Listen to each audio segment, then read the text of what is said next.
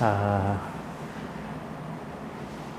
Originally, we planned to have a Dhamma talk, but I don't know your level of understanding about the Dhamma. So then I suggested that we go by a Dhamma Q&A chat. That means if you have any questions about Buddhism, you may definitely you may have. So you can ask anybody. So that would be nice. So this just to interact each other, and then we can plan for a formal Dhamma talk another time. So he has a audio mic, so he can pass anybody. Yes, so please, if you please, this is the time for you to ask any questions about Dhamma or life in general. Yes, please raise your hand. He will pass the mic. Yes. So we're going to do this. We have like almost 45 minutes, so we have time. Who will be the first to start? Yes, time is precious. You can't waste the time.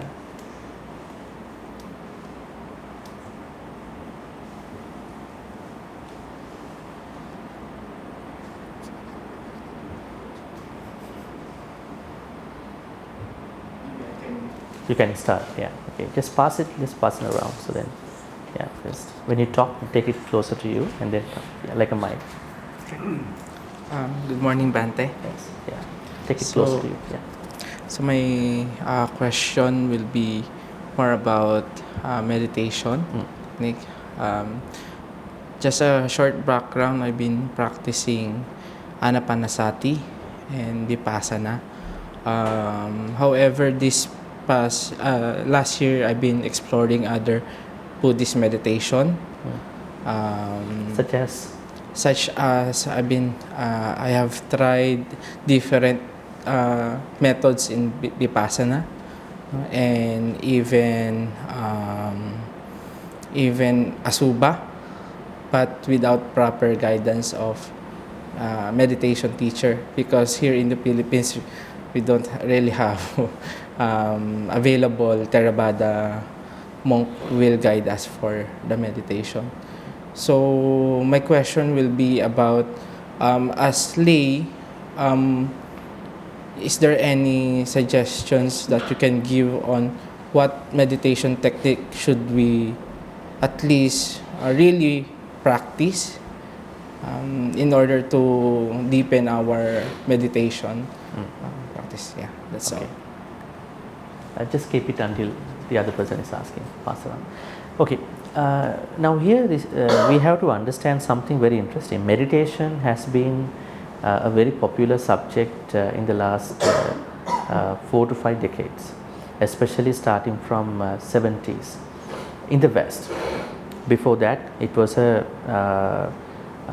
sort of a personal practice, the way how people want to do it under certain teachers. In 70s, John Kabat-Zinn, a scholar, who started stress reduction based mindfulness meditation, which is not exactly what the Buddha said, because now that one is a minimalist approach to the meditation. Just being aware of the moment without being judgmental was the main focus. But meditation is something much more than that. But it's good. I mean, for a Westerner, it's a good thing because he introduced this to the West. Now, the biggest problem is, what is the Buddhist meditation? What is exactly the Buddhist meditation which the Buddha told us? What is Vipassana? This is something we have to discuss. Did the Buddha ask anybody to practice Vipassana in his Dhamma talks, in the places where he talked about meditation? What do you think? I believe he never used this word Vipassana. And how did this come about? Where was it? And what was the word that he used? He used Samma Sati. We don't have a whiteboard over here, but I can just say S-A-T-I. S-A-M-M-A, Samma, that means right, or maybe wholesome. S-A-T-I means Sati, mindfulness, awareness. That's the only thing. Then when people ask how to do it, he suggested Satipatthanas. establishing mindfulness. So then he gave a very interesting sutta called Satipatthana Sutta. And there are 2 Satipatthana Suttas in the text, long one, short one. In any of these Satipatthana Suttas, they are exercises to practice mindfulness. He does not talk about Vipassana. Even Samatha. The other Pali word is Samatha, Samatha Vipassana. Actually, Samatha means calmness, Vipassana means insight. Calmness, insight. You need calmness to become insightful. Then later on we find out what is Samatha and Vipassana according to Satipatthana means 2 stages of the Satipatthana meditation. You cannot take it out as a meditation. There are 2 stages, because when you practice even breath meditation, the first thing that is happening is calmness. A while ago you were going to become calmer. That's why some people can doze off, right? One of the biggest issues is that dozing off. Why some people doze off can happen for 3 reasons. One is maybe that person has not slept well last night. This is a common reason. Second could be a medical reason, something like diabetes or whatever, those reasons. Third could be the person is not meditating under proper instruction.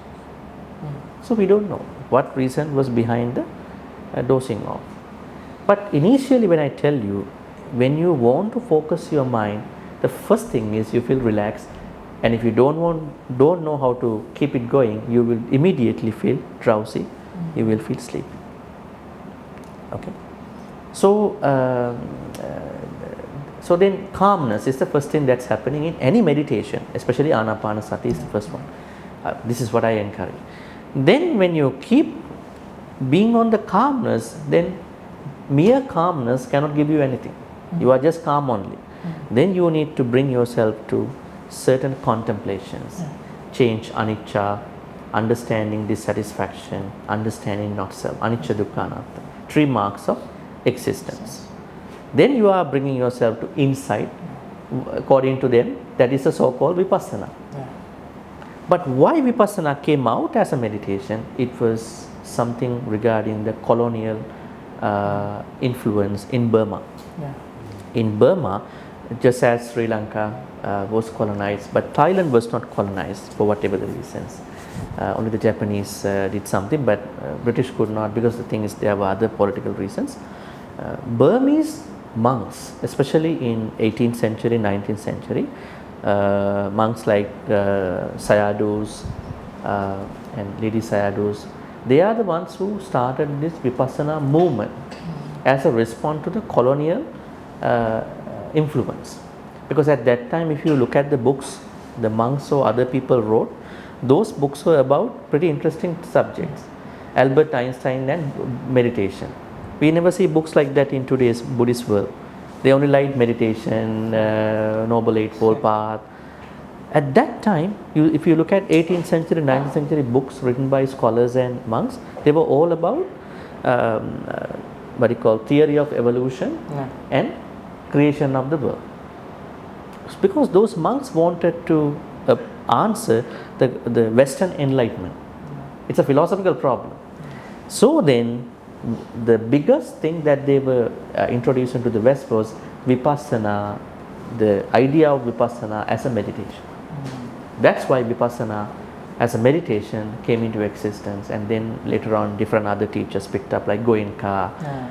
They now running it as a very popular concept. But the problem is this the meditation? Buddha said no. The meditation which the Buddha gave us was Satipatthanas. Now, let me tell you, what are the Satipatthanas? How many Satipatthanas are we supposed to practice? There are 4 Satipatthanas, right? Mindfulness on the body, looking at the body, and you want to become calm, be mindful. Second, mindfulness on feelings, looking at your own feelings. There are 9 feelings, and you're going to be calm yourself, and then go to insight. Then mindfulness on thoughts, there are 16 to 17 thoughts. Looking at your own thoughts, you're going to become calm and then go to the insight. Mindfulness on the Dhamma, that means not the teachings, properties of mental properties, such as 5 hindrances, 4 noble truths. All that, you're going to become calm and then practice with insight. So now the thing is, as you ask, as a beginner, you never know what are you supposed to practice. Let me tell you, even one satipatthana is enough. You pick up the first satipatthana, mindfulness on the body. How many exercises are there? Are we supposed to practice all these exercises? Now, first one, anapanasati, breath meditation, mindfulness, mindful breath. Second, 4 posture meditation. What is that? The Buddha said, whenever you are in a posture, now you are in a posture. What is that posture? Sitting. Are you mindful that you are sitting? Only when you want to become mindful. Or are you conscious that you are sitting? Around 11:15, when you stand, you know that you are standing, then you are mindful. Otherwise, you just stand because you are thinking the next activity. So that is standing meditation, the standing part of the posture meditation. And lie down, you can't meditate while you are sleeping. As long as you become drowsy, sleepy, you are lying down. That is a meditation. And when you walk from here to that place, from here outside, walking meditation. So this is called posture, 4 posture meditation. Breath meditation number 1. Then there are other 4 meditations we call posture. Then third one under the mindfulness of the body is full awareness, sampajanya. What is sampajanya? Every activity you are engaging in should be a meditation. When you are eating, you know you are eating. Are we conscious as such, or are we watching a YouTube video while we are eating? And we don't know what we ate. If somebody asks, what did you eat 2 days before? I don't know what I ate. Maybe I ate internet. Right? We never know what we eat because our focus is something else. We are telling us we are busy, so watch the video. I don't have another time to watch this video. Okay?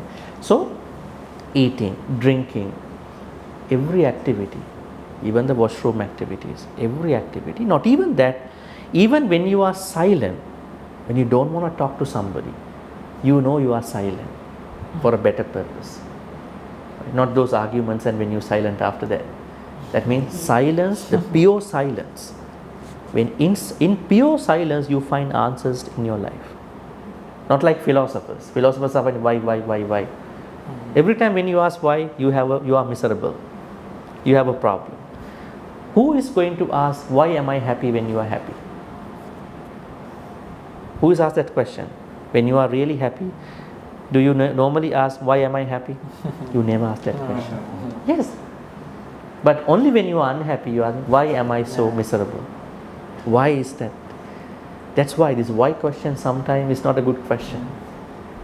There's no, we may have to ask why sometimes, but when this why question is always coming up, something wrong in our life. Philosophers are trying to find out ambiguous questions and want to become more ambiguous. It's a different area. So then that means every activity is a meditation. That's called full awareness. It's also meditation.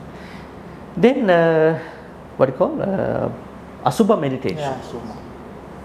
This meditation should not be practiced unless a teacher asks you to practice. Why is it? What is someone doing in the Asubha meditation? Looking at the 31 body parts of the body. It is not necessary. It's kind of an antibiotic. When a doctor is prescribing an antibiotic, doctor is not asking you to take it all the way until few months. It's an antibiotic. It can kill your good bacteria. It can give you side effects. Right? So, who is going to be given this Asubha meditation? Someone who has unnecessary, I would say, very extreme, uncontrollable sexual desires. This is the person that should be given, not to other people. If you don't have that problem, if you are normally having those things, you don't need that meditation. Let me tell you one very good example. I normally tell you this. In one of my retreats in one country, there was a lady in the reflection time when she met me. She said, I'm doing a meditation since a couple of months. Ever since I started developing a certain feeling, I don't want to see anybody. I'm avoiding family gatherings. I don't want to join family dinners. So I think there's something going on. Then I asked, what meditation did you practice before this meditation? And she said, Anapanasati. Then what happened? No, one monk came to do a retreat. He said, you change this to Asubha meditation. Because it was not the meditation for her. She had a good life. She had no problem. She's a normal person, not an abnormal person. I said, change back to the Anapanasati. And she started liking herself. She started become grateful to other people, oneself. So Asubha meditation is only for certain individuals that might be prescribed by a good teacher to a particular person for that purpose. And at a certain point, when the person is really good, teacher has to change that meditation also. It shouldn't be a lifelong meditation.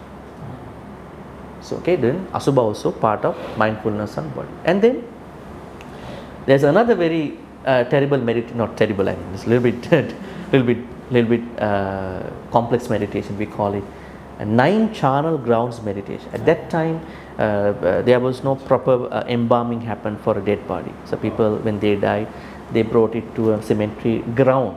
They just left it and they come back. So animals eat and odor is coming out. So monks went and then they were trying to meditate. So we don't need that kind of in today's world. We don't need to go to a embalming mortuary or maybe a funeral home to do that. So that was also given for someone who has more terrible desires than that person. Then that person goes to the cemetery. This body is like this. Not everybody wants to look at life like that. And then there's another one called element meditation. There are 4 elements: Patavi, Apu, Tejo, Vayu, in everything, in animate, inanimate thing. That means solid part of the thing, fluid part of the thing, air part of the thing, and then temperature part of the thing. So we look at those parts. That's also not very necessary.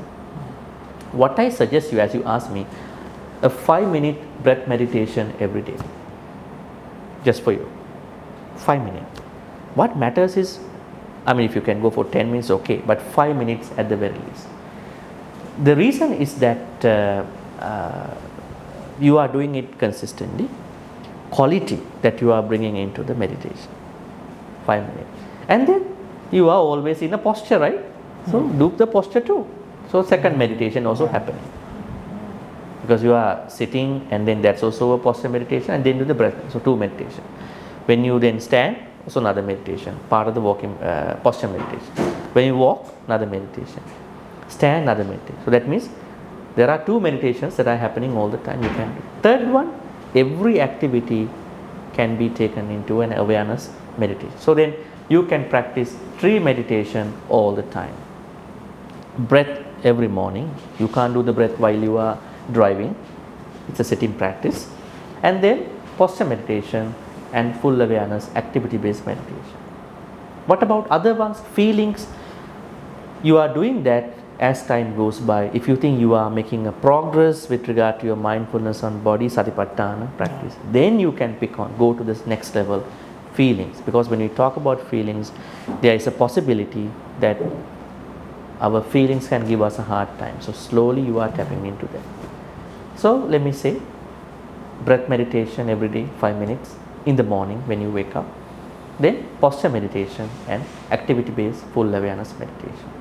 They are the basic ones. I think that should be enough. As long as you go to a certain level that you feel okay to carry on the Vedana-anupassana, mindfulness on the feelings and thoughts. Not necessarily, but yes. And if you ask another meditation other than these 3, you can do Metta.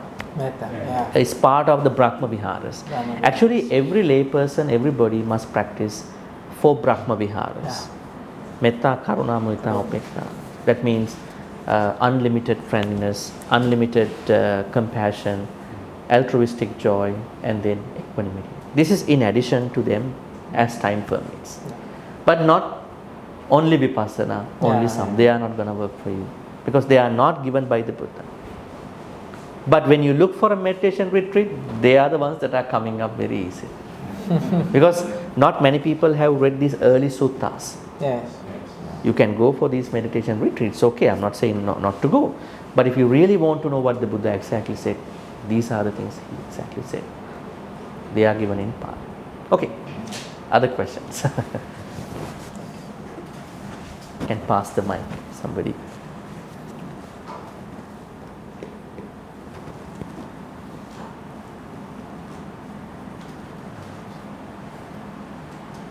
You can pass the mic if you have. Yes. If you have. Otherwise, you have to create a question. Not the question you have. Hello, good morning. Good morning. May I ask if there is a oneness concept when it comes to Theravada practice? Oneness Yes. concept. Yes. Whether is there a oneness concept in Theravada? Yes. What do you mean by oneness in your own way? It's just oneness. Let's say all loving all sentient beings, or just like that. You mean considering everybody is same, or Yes, yes. Considering everybody is the same. same in what sense? Same as we're living in a way that You mean coexistence? yes, coexistence. Yeah. Okay, let's talk that way. Yeah, so we would like to coexist. We don't think that somebody is inferior than us and then we are better than them.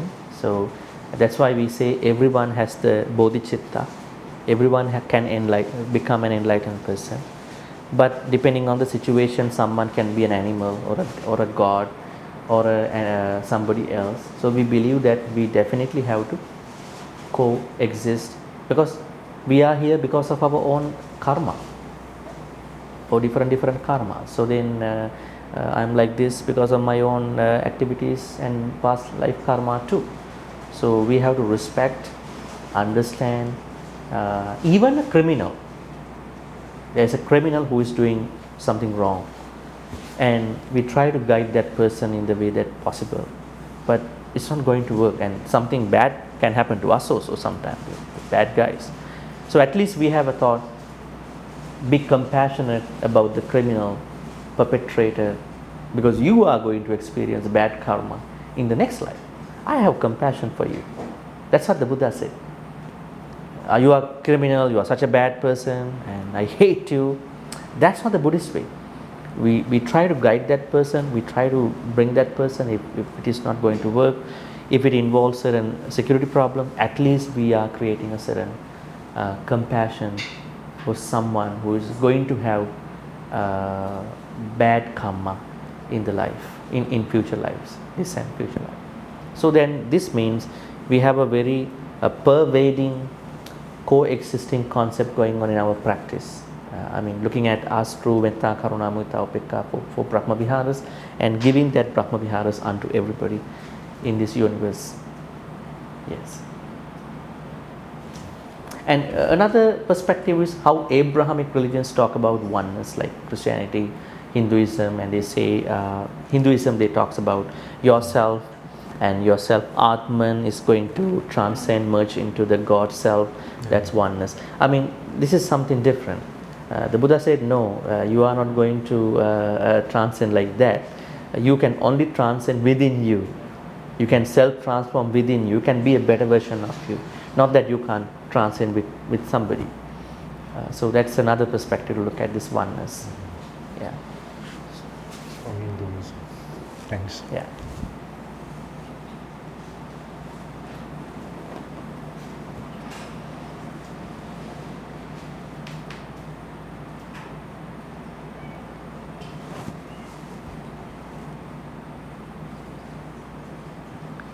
Others?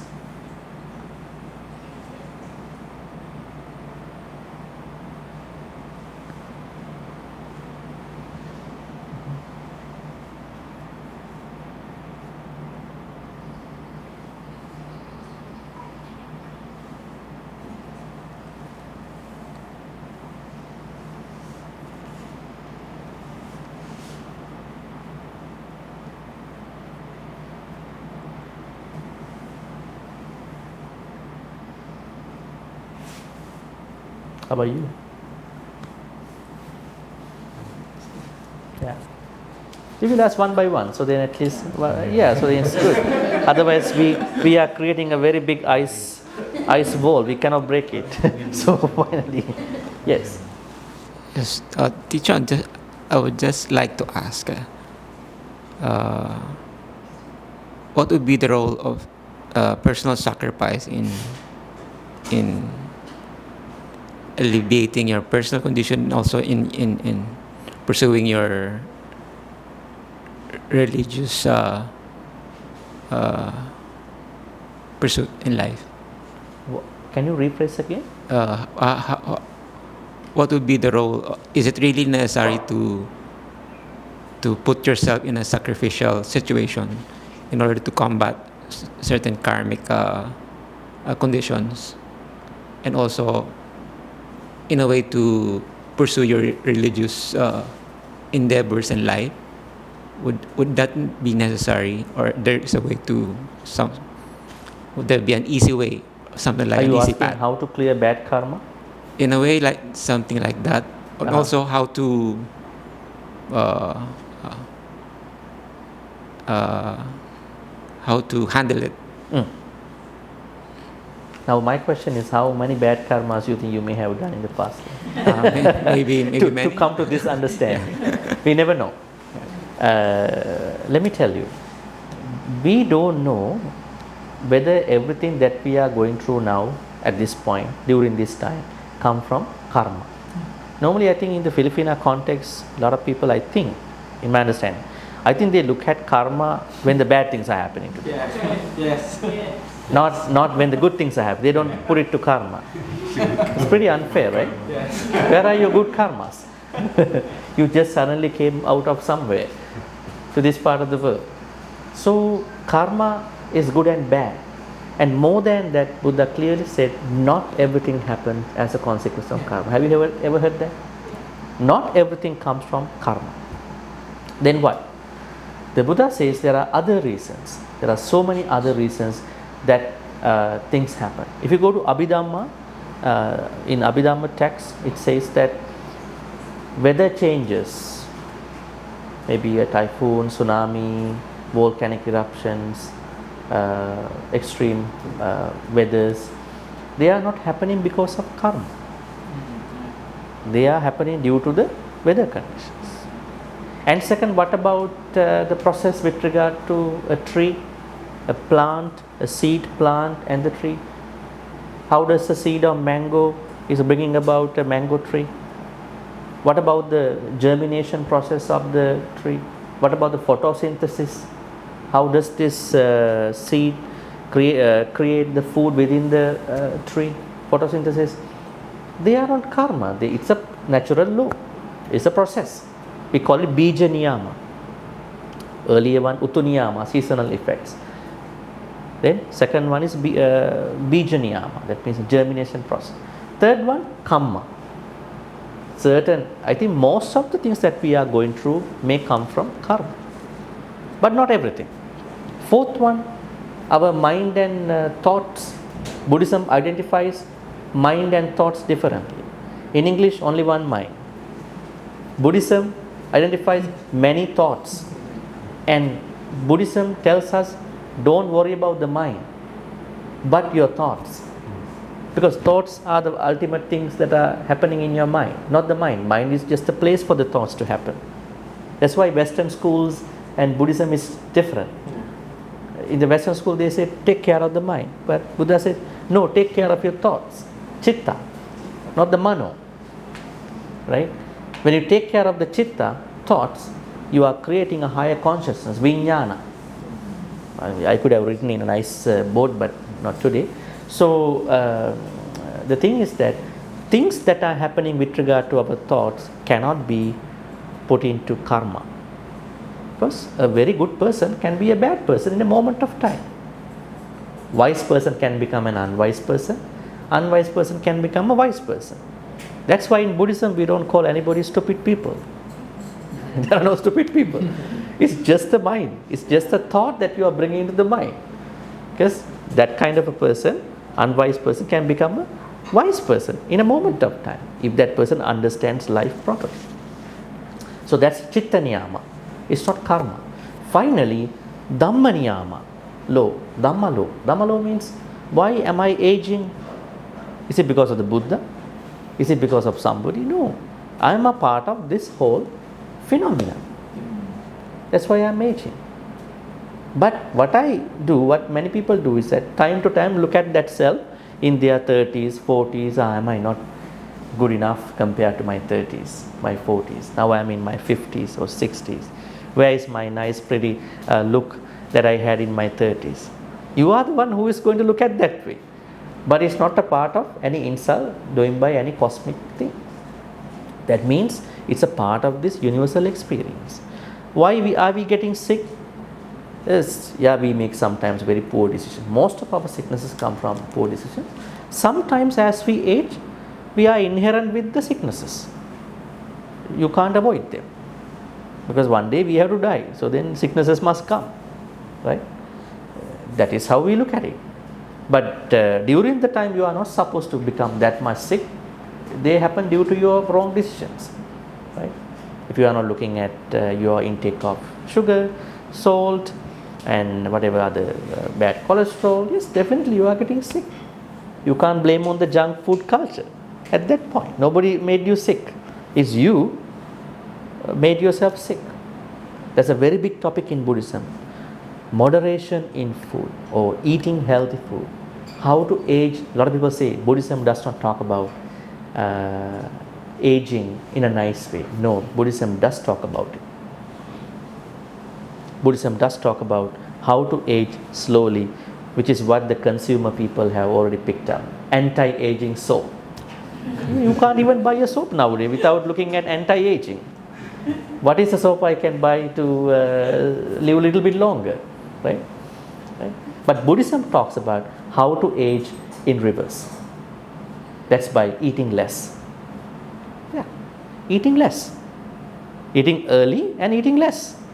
What's happening in today's world? Eating late, eating more, not keeping up with these things. And then finally telling that, in Buddhism everything is impermanent, we are dying now. I mean, everything goes to the recycle bin of impermanence. That's not impermanent. That's your karma. So then, Dhamma niyama, we know aging, sickness, and death, they are part of our life. Death is a part of our life. It's not somebody's thing. Just as I was born, I'm going to die one day. But the way how you're going to die is a different thing. How early you want to die, that's a different thing. You may make choices. So the Buddha says karma is not the only thing. Now you are asking what to do with regard to our bad karma. If we have done, how do people understand this? My life is so miserable. I don't get the good job that I want to get. People around me are always giving me a hard time. Right? Most of them could be not coming from karma. They might come from the things where you did not make a right, proper, wholesome decisions. Maybe your poor decision making skills. But sometimes there are things that are really unavoidable. Then let's say you take it as karma. Then the Buddha said, don't worry.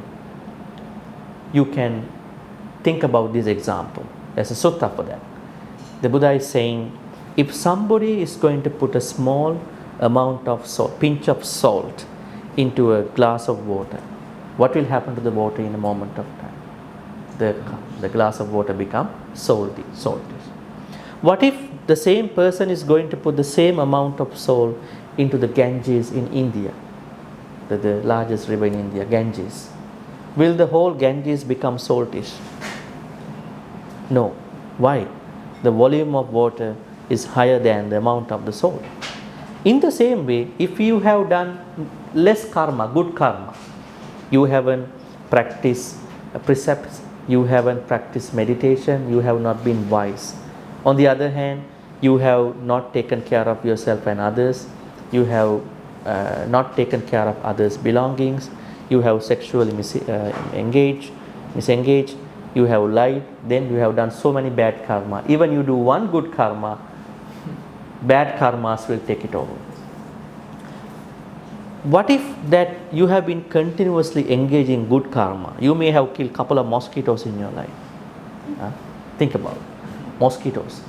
I mean, I'm not saying that's a good thing. Why do mosquitoes come into houses? It's a different question. Is it your problem? Is it the mosquitoes' problem? Is the city problem, government problem? Then you understand, why are they coming to my house? Am I closing my windows, glasses, doors properly in time? Right? So then the thing is that we might not be immaculate, totally pure in our life.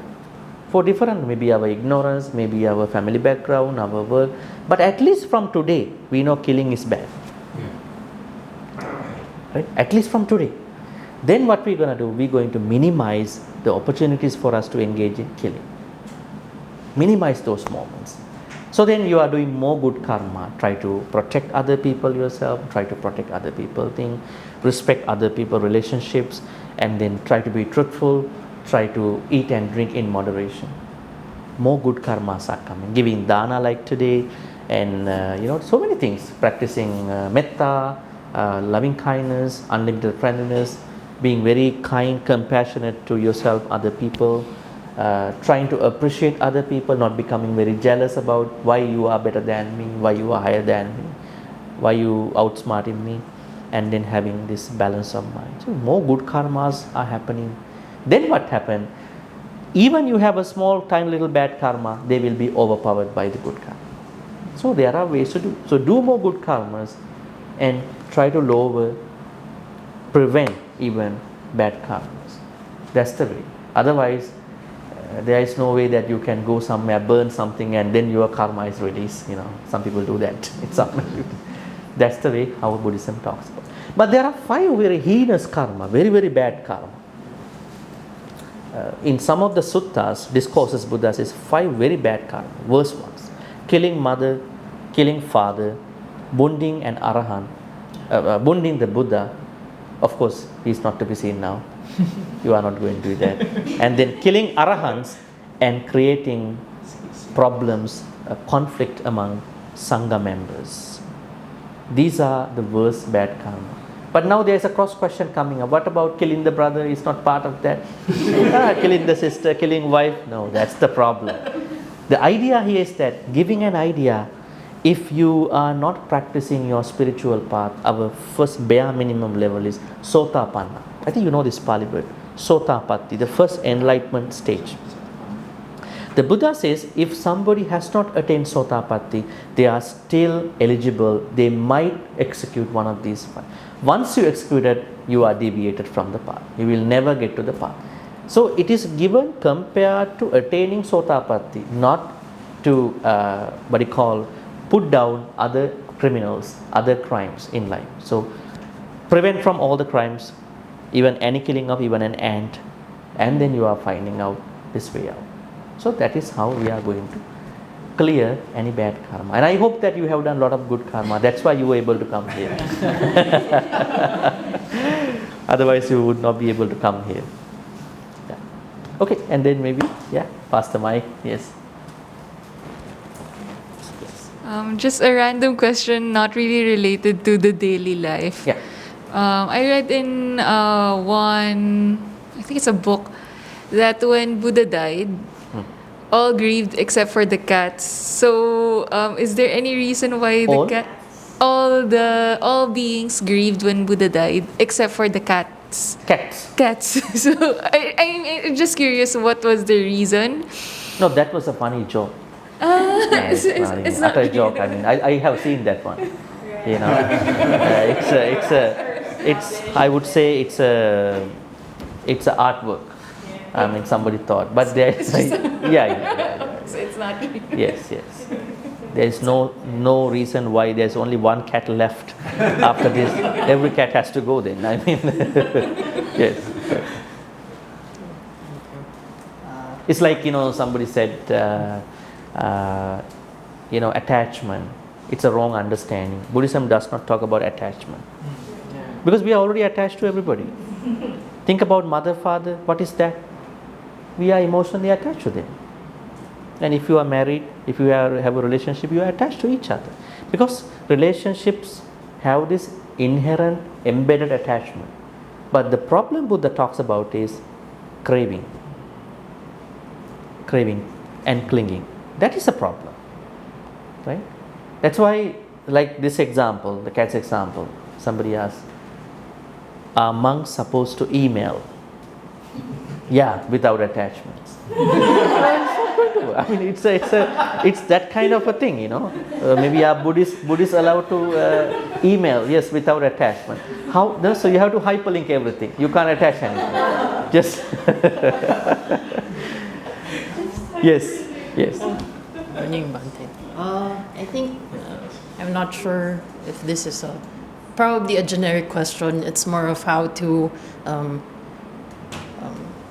inspire yourself again if you feel like you're wavering or wandering off the path, or and you want to just try to get back into the groove of practicing, I guess. Okay. That's What do you mean by suppose there's someone is deviating from the path and then or not as what do you call it, strict or disciplined in following the practices, like doing more meditation, doing the dana sila you are asking bhavana. more towards how much are we supposed to meditate, how to stay consistent in a practice. Yes, Okay, yes. that's a very good question. I tell you one good example. Depending on the time, we have 10-20 minutes, so hopefully that we can have a very short question from everybody. There was a businessman who found a monk. There's a story in the Dhamma. And then he asked, I want to practice Buddhism. What can I do? The monk told him, okay, you start giving dana, like what's happening today, offering food. Then he started giving dana once in a while. Then he became a monthly donor to the temple. Then one day he again approached him, monk. He said, I want to intensify my practice. And then the monk told, okay, you can do dana offering, food offering every week. Then he has been doing this for some time. Then he again approached him after some time. He said, I want to intensify more and more. He said, okay, what about doing dana every day? He's a businessman. He doesn't work 8 to 4, 9 to 5. Okay, you can do it. Then after a while, again he approached the monk. He said, is there anything else other than dana? Anything else giving food to the monks? Yes, that is called sila. Sila means precepts. Not even the precepts, I mean discipline. More to the discipline. Not that you make money and drop something to a temple and then you becoming immoral after that. Right? Like some of the people, bad people, they say, okay, I have lots of money, maybe bad money, I just give to you. Probably evade the taxing in the country. Probably get a rebate. Probably just a normal, just to get some popularity. That's why discipline matters at the same time of giving. Then he has been practicing sila for some time, discipline. Then after a while he approached the monk again. He said, is there anything else other than the discipline? Then he said, I don't know anything else. Maybe you can become a monk. Then he approached wife and asked, I want to become a monk. Okay, I'll be waiting for you. You should go for a temporary monk thing. Then he became a monk, and every monk is normally getting a teacher and a mentor. So teacher is the one who the monk has to associate in a daily, maybe regularly, and mentor is someone periodically. It's a bit higher than the teacher. Surprisingly, what happened? The monk got his teacher as a Vinaya teacher, strict on discipline. That teacher was very much into discipline, and the mentor was a Abhidhamma teacher. When he goes to see the mentor, is always talking very hardcore Dhamma. You don't exist, huh? Do I not exist? Then who am I? Who came here now? No, you don't exist. Only 5 applicants. I don't understand what you are. And then when he goes to the teacher, he said, you can't sit like this. You have to stand like this. You have to walk like this. So he thought, this is really taking away my peace. When I was a lay person, I could walk. I do my business, I was happy with my wife. When I want to donate, I donated. But now, I can't even stretch my hand. Right? I better leave. I go back to my lay life. So he now started going. So other monks, they approached the Buddha, told, this particular person is going to destroy. Then Buddha asked him to come. And he asked, what's the problem? He said, I was like this before, layperson. I was doing offering to the monks and all that, and I practiced discipline. And later on, as a fascination to become a monk, I became a monk. I felt that this is not the happiness I was looking for. So I'm going to become a normal person. He said, forget about the discipline. Forget about the hardcore higher Dhamma. Can you do one thing? He was very happy. What is that one thing? Can you take care of your thoughts? Forget about all these books and then the discipline and all that. Can you take care of your thoughts? He said, yes. This will be your teaching moment from today. And then he started practicing taking care of the thoughts. He became an enlightened person. Actually, if you take care of your thoughts, do you need discipline? You don't need. Do you want to read a lot of Dhamma? No. When you take care of your thoughts from greed, hatred, delusion, you have everything what you want.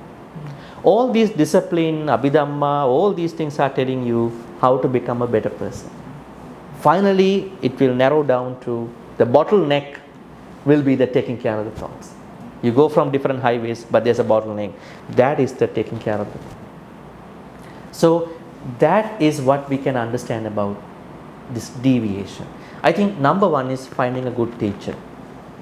You can't depend on these books here and there on internet and the books that you see from some side. They are talking different things. Find a good teacher. Let teacher understand your character. Different characters need different guidance. Same Dhamma, right? But different instructions. And then get a practical instruction for your daily meditation and your Buddhist practice. Then you have a measurable, realistic Dhamma journey. Lot of people's Dhamma journeys are very unrealistic. They do here and there, then they forget about. Then they can't stay consistent. So that is the way how to stay consistent in the Dhamma journey without being deviated. Okay, we will go for like very small, quick questions. Yes, for a quick answer. Yes. Thank you.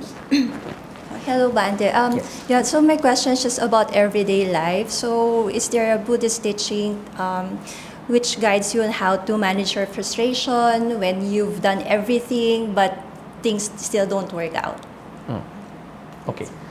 What is a frustration? It is a self-hatred about why things are happening. Maybe you are not able to accept what's happening. So it's more towards giving a different meaning to the experience. Now, if you don't mind, you can share with us one frustration, minor frustration or whatever. We can go into that. Because for me, we're leading an organization, so I think we've already given, we're treating our employees right, giving them benefits, but still, people still leave. So, so those kind of things. I see. Okay, then in that case, are you talking their frustration or your frustration? Our frustration. Okay, you want to keep the people, then you are looking at why they are leaving. You are asking a very specific point. That's why I asked the example. Now, say for instance, when you run an organization, is it an NGO or government or private? It's a private Organization. Then you are going to keep in touch with the changes that are happening in that industry, right? That is number one. It's not that you are giving a benefit package to them and you must stay with us. Maybe you are looking at you are making sure that your vision, mission, your objectives, and the market industry in that particular field, and why are people leaving. Do a true realistic analysis about that thing, and at least you can retain people in that perspective, because people are leaving for different reasons, right? Not that they want just to leave. So give that, what do you call, in management they call early management SWOT analysis. Do an analysis with regard to the strengths, weaknesses, opportunities and threats in terms of how to keep this organization in a way workers will stay with us.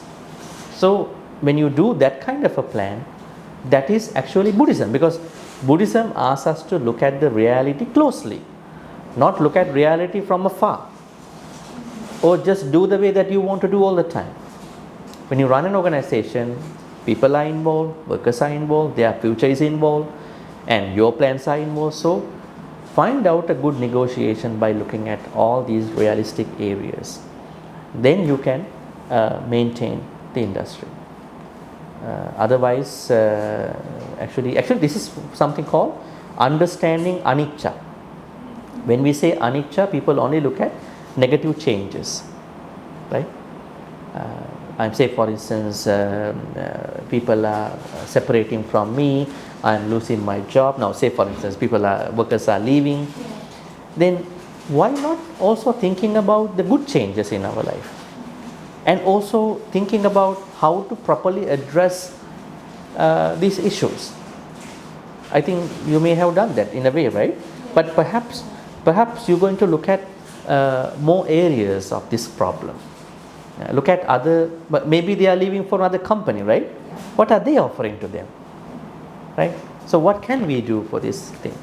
So then we can really address the frustration.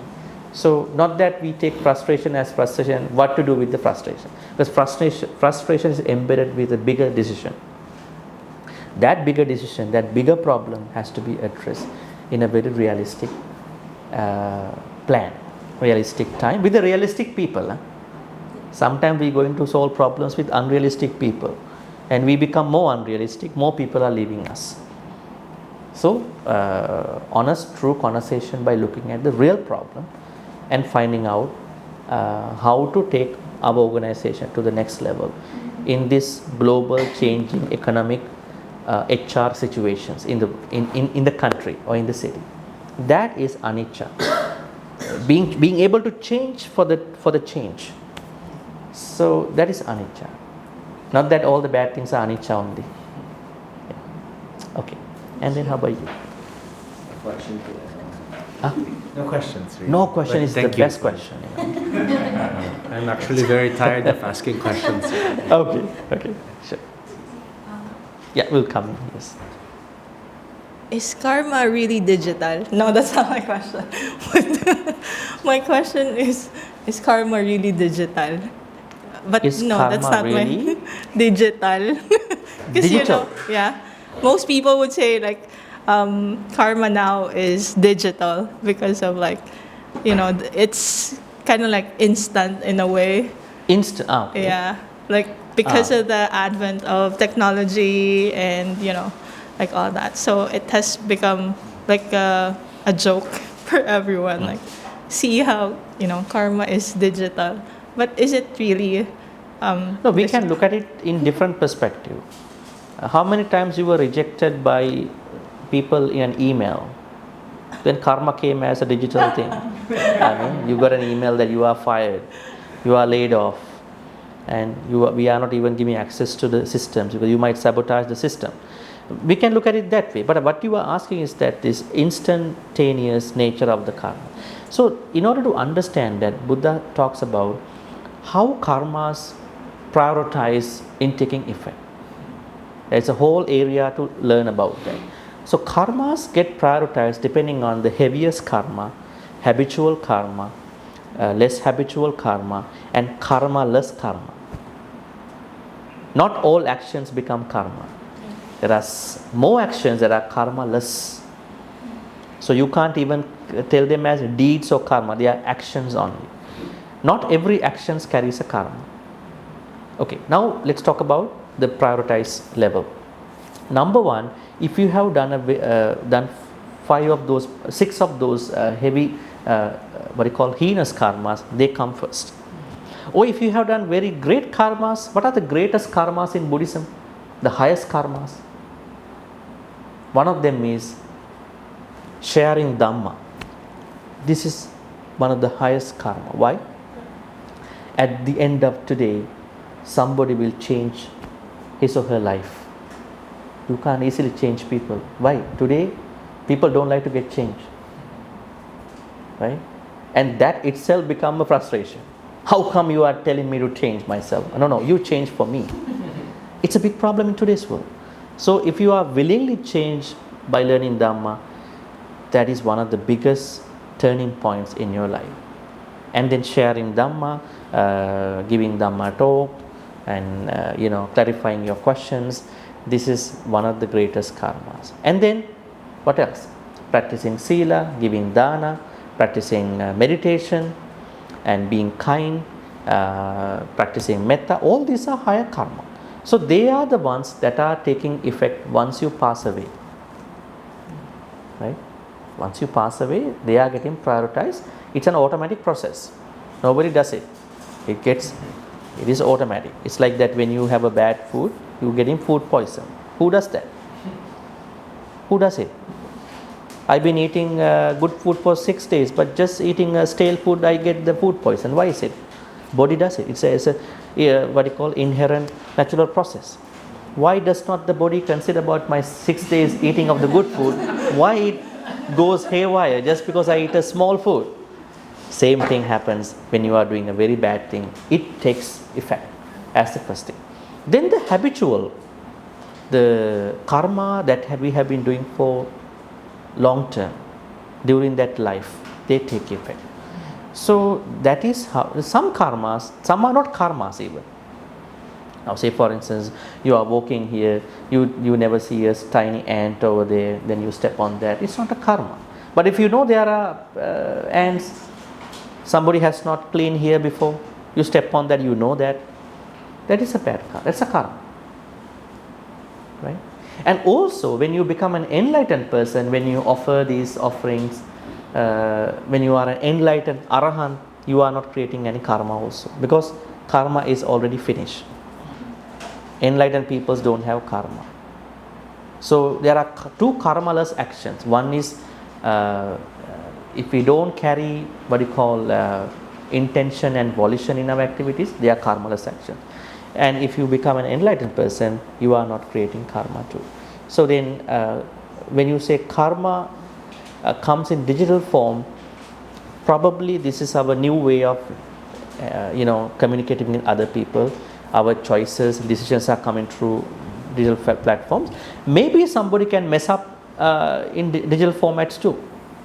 Those people who play certain things like casino and those games, lottery, and they might mess up. Their karma comes in the digital format. At the end, lose all the money through to a scammer. Yeah, that's karma, right? But perhaps there is someone who is more health conscious about the body, searching health information through web medicine, maybe Cleveland Clinic, maybe good information, learning Dhamma. Then good karma for that person also will come in the internet. So I think it's the way how we are interacting with the internet. Not don't blame on internet. I mean, don't beat it. Rather than we are the ones who are managing. Okay. Thank you. Yes. Hi, thank you. Thank you for this session. But maybe as a newbie question, Yeah. how would you, because then the impression is Buddhism is a religion, right?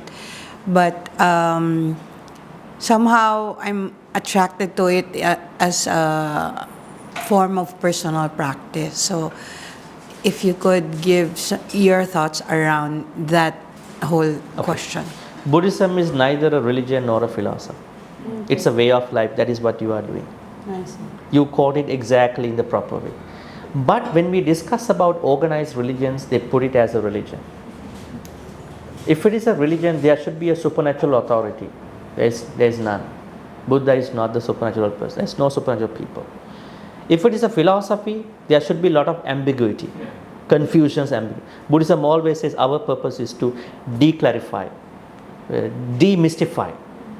There shouldn't be any mystic mythological area in Buddhism. Clarity is number one. Meditation helps you to become clear. Then how it can be a philosophy? But what can happen is that philosophers, they use different ways like epistemology, phenomenology, soteriology, eschatology. They have different branches, ethics. Then you can certainly attribute that certain philosophical elements exist in Buddhism, but Buddhism is not a philosophy. It's neither a religion nor a philosophy. It's a way of life. Everybody can tap into that, even without being a Buddhist. Let me tell you, many people who came to see the Buddha, after listening to a Dhamma talk, they wanted to declare Bhante Now after I go back, I'm a very popular person. I've been practicing Jainism, Hinduism. I want to tell everybody in my circle, I became a Buddhist. The Buddha said, no need. Why are you going to do that? You practice your Hinduism, also practice Buddhism. I don't think this is something that many religions talk about. If you come to us, just stay with us. You can't go here and there. So that means Buddhism is a way of life. That means it's for the life. It's not to follow anybody. We respect him, the Buddha. We respect the Buddha. We know Buddha have passed away. Buddha won't come to us again. Buddha won't come and bring you to some places. But the deities who like Buddhism can protect you on behalf of the Buddha. That can happen. Sometimes, in your life, you have a very narrow escape. You're almost going to meet an accident, but something happened. Who helped me? Maybe certain deva, certain supernatural powers, because I'm a good person. When you are a good person, all the gods from every religion must come and help you. All the Catholic gods, Hindu gods, Christian gods, more Buddhist gods must come and help you. But when you become the bad person, all the evils should come and help you to promote that bad things, right? Otherwise, there cannot be Buddhist gods and Hindu gods. So they are all gods. So, so it's a way of life. Thank you. Yeah. Good morning, Bhante. Good morning. Yeah. Actually, the reason why I raised hand earlier was because my questions are related to her question. So it's more of like for having a business, as the owner, we would like to elevate or bring our businesses to the next level. But then reading and hopefully really practicing Buddhism, the teachings, now I'm more like looking for a way to balance on how I should go about elevating the business versus attaching too much into it or craving for more. More like, okay, more profit or more bigger to grow the company. So it's more of that. And at the same time, in relation to that is with me wanting to grow it bigger, it's how do I now not let myself be carried away from my original intention? Because the intention was good, it is good, but with how we are changing and progressing, other people also, other stakeholders are involved that they have a different now direction. So first question is, how do I balance my aspiration of bringing it higher? And then second is, how do I remain to the roots, to the main intent? So, okay, interesting. Thank you. Now, it's very commonplace that when you are running a business, you cannot become stagnant. You have to keep up, like her question. Maybe that's why they are leaving. Probably, maybe she is not, sorry to say that, maybe not being able to understand the changes, what's happening in the field. Maybe it might be a bigger business, big organization. So big organizations have to keep up with what's happening here in the country and outside, online opportunities and benefit packages and everything. So let's change the wording, not that you want to make it bigger, you want to make it better, right? When things are better, bigger things will happen, right? Bigger things will have to happen. Let's say, for instance, someone is starting probably, let's say, a small business, small entrepreneur.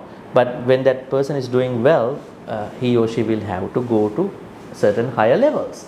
That might involve more hiring, more recruitments, and buying bigger places, traveling, international cooperations, all that. So they have to happen, not in your best interest of developing anything. But Buddhism is talking about the level of akusala, unskillful thoughts, not from the size of things that you are having, but the kind of attitude that you are putting out there to that bigger area in life. Now, say for instance, I would say this example. Let's say there is someone who is using first class travel in a flight, right?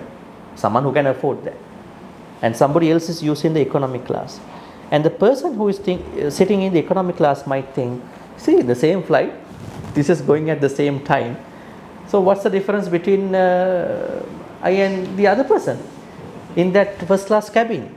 But there are things we never know. Maybe that person might be a business person.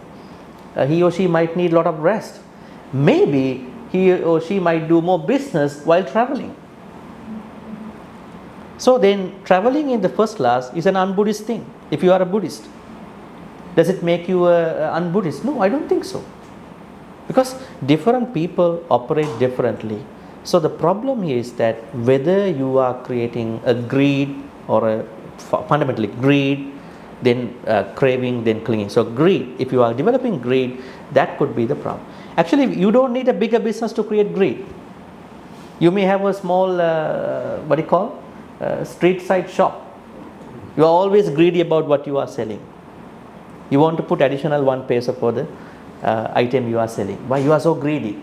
It does not go by how much or how big is the company is going to be for the greed. Let me tell you, there was one monk passed away all of a sudden. Other monks were going to cremate him. When the Buddha stopped them, don't cremate him. They asked, he's dead, we cannot keep him in the room. The reason why I'm asking not to cremate him now, he really had greed for his robe. Now he is coming back in a moment of time as a moth to the robe, as a moth. If you cremate, the moth will be dead as well. So you don't need a bigger business to create greed. Even your clothing are enough. Then what is the problem here? Not the size of the business. The problem is what do you develop towards your business or your life? Now, if you are a business person, you have to keep up with the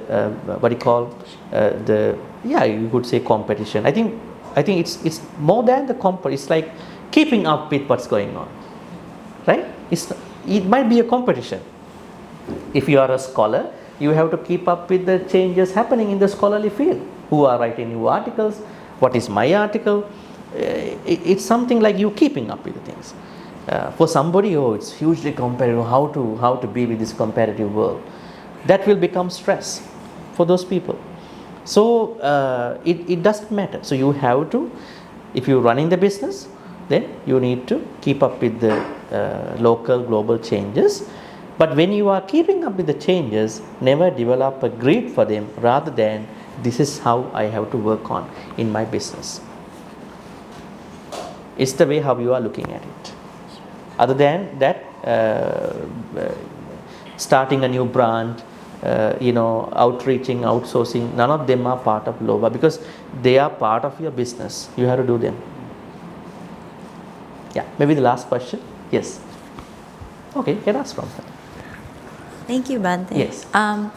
Well, my question is, say for example, you see unskillful thoughts coming up, or unskillful things are about to come out, and then one tries to. It feels like you're battling, or you're like you're battling something, and then it's like battling your old. Well, not like, it's really battling your old karma. But I feel like sometimes it's a bit daunting or a bit scary. If you could speak something about that, or if you could give advice. Thank you. Now, what has the problem been in that situation? Our practice has not become still natural. We practice by effort. It is a struggle from morning to evening. If you are thinking, all the bad thoughts are coming to me, I have to, put myself in that Dhamma cabin Dhamma cage, it's a struggle. Then you are creating lots of stress. Actually, that's why the Buddha said your Dhamma practice one day should happen by default, by nature. That means your thoughts are naturally kusala thoughts. Whatever you talk, they are absent of lying, backbiting, or talking behind the back, not hurting other people, polite, discreet, and then virtuous talk. So that needs effort. Now the problem here is that a lot of people don't know what is this Buddhist effort. Normally in the West, they have this thought, hard-working person catches everything in, or maybe thrives in everything. This is an old narrative. It can work, it might not work. In today's world, people would like to do smart working. More than that, now there is something that we have to look at. I think even some of the companies also use. Actually, Buddhism uses that fundamentally. What kind of effort are we supposed to practice? Not effort. Effortless effort. You don't need to feel that you are trying to be effortful. Effortless effort. It's like that people are saying, travel effortlessly. How to travel effortlessly? You have to go to the airport. I have to bring your bag. Nobody's bringing my bag. Right? You have to go, you have to check in, you have to clear security, immigration and all that. And finally it's a process, But effortless effort, that means in the Dhamma practice, when you start Dhamma practice in the proper way, that practice will become a natural practice. Otherwise, it's a practice by effort. So many struggles. How to do it? Start your practice with wise attention. Yoniso manasikara. Number one. A lot of people, they practice a cherry pick practice. They go to this meditation place, that place, learn something out here, learn something there, and all then getting jammed finally. Like a crash course, They are getting crashed, teacher also getting crashed, whole course is getting crashed finally, the repeat course. The problem is they haven't started from a point that is going to be realistic. Number one is, Buddha said, start your Dhamma journey with wise attention. What is wise attention? Being able to see everything in your life from its origin or down to its origin. It's like an iceberg, looking at an iceberg in the ocean. Which part of the iceberg is seen in the ocean? The tip part, right? Then where is the whole big level of the iceberg? It's below the sea level. So when we look at things in our life phenomena, we mostly look at a certain fraction of the problem. When you have wise reflection, wise attention, you are looking at everything from its entirety, from their entirety. We have a good understanding about it. When you have that with the proper Dhamma teachings, learning, then you are going to practice right view, samaditi. When you have the right view, you are going to samma sankappa, right thoughts. So in my reading, all these suttas, all these are natural. When you have the right view, right intentions, thoughts are natural. When you have the right view, right intention, your speech becomes naturally wholesome. Then finally mindfulness becomes wholesome too. So this means if you have that kind of a practice, then these struggles that you are going through will not be happening. So start it from the wise attention. Okay, any other question? Steady, you want to ask a question? We will finish if you have a question. It's alright, we can do it next time. And how about Alan? Okay, so then with that thing, we are going to wrap this up. Perhaps I think after the lunch we can do, would you like to tie a Buddhist string before you give me? Then after the lunch we will do that part, chanting and all that. Now we are going to reflect. May all the good karmas we be making today in all these ways be supportive and helpful for all of us to attain the supreme bliss of Nibbana. Sadhu, sadhu, sadhu. Now we can get ready for the lunch dana. Yes.